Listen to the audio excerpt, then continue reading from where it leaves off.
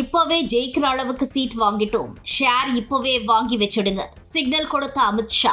லோக்சபா தேர்தலில் பாஜகவுக்கு இப்போதே வெற்றி கிடைத்து விட்டது என மத்திய உள்துறை அமைச்சர் அமித்ஷா நம்பிக்கை தரும் விதமாக தேர்தல் பரப்புரையில் பேசியுள்ளதன் பின்னணியில் மிகப்பெரிய மாற்றம் நடந்துள்ளது. கடந்த 2 நாட்களாக பங்குச்சந்தை கீழே இருந்தது. ஆனால் அமித்ஷாவின் பேச்சுக்கு பின் மீண்டும் பங்குச்சந்தை மெல்ல மெல்ல பாசிட்டிவா இருக்கு. பொதுவாகவே தேர்தல் நேரத்தில் ஷேர் மார்க்கெட் டவுன்ல தான் இருக்கும். ஆனால் மேற்கு வங்க மாநில தேர்தல் பிரச்சார கூட்டத்தில் அமித்ஷா பேசும்போது தற்போது 380 தொகுதிகளில் தேர்தல் நடைபெற்றுள்ளது. இந்த 380 தொகுதிகளில் பாஜக 270 இடங்களில் வென்று பெரும்பான்மை பலத்தை பெற்றுவிட்டது. பிரதமர் மோடிக்கு முழு பெரும்பான்மை இப்போதே கிடைத்துவிட்டது என்பதனை எழுதி வைத்துக் கொள்ளுங்கள். மத்திய அரசால் கொண்டுவரப்படும் திட்டத்தை மேற்கு வங்க மாநிலத்தில் அமல்படுத்த முடியாது என மம்தா பானர்ஜியால் சொல்லவே முடியாது. எங்களின் சகோதர சகோதரிகளுக்கு இந்திய குடியுரிமை வழங்கப்படுவதை உலகின் எந்த சக்தியாலும் தடுக்க முடியாது.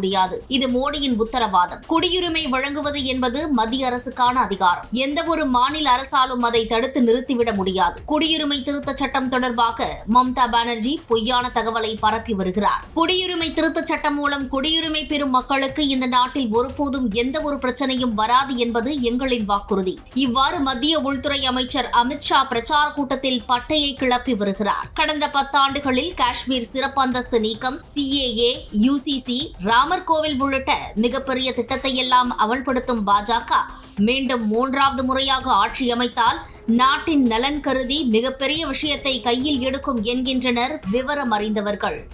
மோடி என்ன கேரண்டி கொடுப்பார்னா 2024க்கு பிறகு கோபாலபுரத்தினுடைய ஊழல் குடும்பம் எல்லாம் உள்ளே இருக்கும்னு கேரண்டி கொடுப்பார். அதை எங்களால கேரண்டி கொடுக்க முடியும். மோடி என்ன கேரண்டி கொடுப்பார்னா தமிழ்நாட்டில் இருக்கக்கூடிய 8 கோடி மக்களும் திராவிட முன்னேற்ற கழகம் என்கின்ற தீய சக்தியிலிருந்து காப்பாற்றப்படுவார்கள். மோடி கேரண்டி கொடுப்பாங்க. மோடி என்ன கேரண்டி கொடுப்பாங்கன்னா தமிழ்நாட்டை டாஸ்மார்க்கு TR பாலுனுடைய சாராய ஆலையிலிருந்து காப்பாற்றுவோம் என்ற கேரண்டி கொடுப்பாங்க. மோடி என்ன கேரண்டி கொடுப்பாங்கன்னா ஒண்ணுமே இல்லை. இன்னைக்கு பாருங்க, திராவிட முன்னேற்ற கழகத்தினுடைய சோசியல் மீடியா ஆடு, திராவிட முன்னேற்ற கழகம் சோசியல் மீடியால ஆடு மட்டுமே, சோசியல் மீடியா அட்வர்டைஸ்மெண்ட் இதை திறந்தீங்கன்னா ஸ்டாலின் தான் வர்றாரு, இந்தியாவை காப்பாற்றலாம் வருது இல்லைன்னு. அதுக்கு 7,39,93,750 ரூபாய் செலவு பண்ணியிருக்காங்க.